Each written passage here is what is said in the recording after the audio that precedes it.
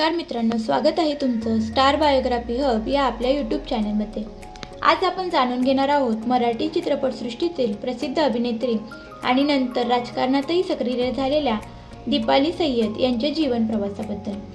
एक साध्या घरातून सुरू झालेला हा प्रवास कसा यशाच्या शिखरापर्यंत पोहोचला हे आज आपण जाणून घेणार आहोत। दीपाली सय्यद यांचा जन्म 1 एप्रिल 1978 रोजी कुर्ला, मुंबई येथे हिंदू कुटुंबात झाला।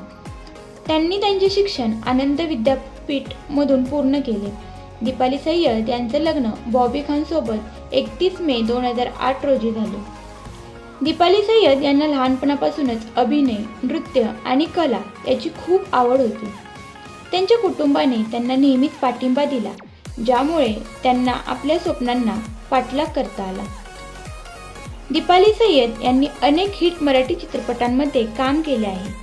त्यांच्या काही भूमिका खूप गाजल्या आणि त्यांना मोठी ओळख मिळाली। दमदार संवाद, आकर्षक स्क्रीन प्रेझेन्स, विविध प्रकारच्या भूमिका या सर्व गोष्टींमुळे त्या मराठी इंडस्ट्रीत एक मजबूत अभिनेत्री म्हणून ओळखल्या जाऊ लागल्या। चित्रपटसृष्टीत यश मिळवल्यानंतर दीपाली सय्यद यांनी राजकारणात प्रवेश केला। दीपाली सय्यद यांनी 2014ची लोकसभा निवडणूक अहमदनगरमधून आम आदमी पार्टीकडून लढवली होती। त्या सामाजिक कामात सक्रिय झाल्या आणि लोकांच्या समस्यांवर आवाज उठवू लागल्या। त्या विविध राजकीय पक्षांशी जोडल्या गेल्या आणि आपल्या विचारांमुळे चर्चेत राहिल्या।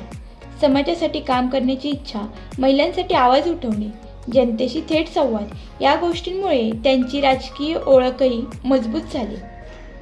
दीपाली सय्यद भोसले फाउंडेशनकडून सांगली, कोल्हापूर जिल्ह्यातील पूरग्रस्तांसाठी 5 कोटी रुपयांची मदत केली आहे। यामध्ये पूरग्रस्तांच्या 1000 मुलींच्या लग्नाची जबाबदारी दीपाली भोसले सय्यद फाउंडेशनने स्वीकारली आहे।